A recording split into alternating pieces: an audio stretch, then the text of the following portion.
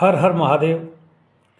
होली 2 मार्च की है या 3 मार्च की, इस पर पूरा संशय बना हुआ है। कब करना चाहिए होलिका का दहन, कब खेले फाग, तो मैं इस वीडियो में आपको बताता हूं कि होलिका का जो त्यौहार है वो 2 तारीख को मनाना चाहिए।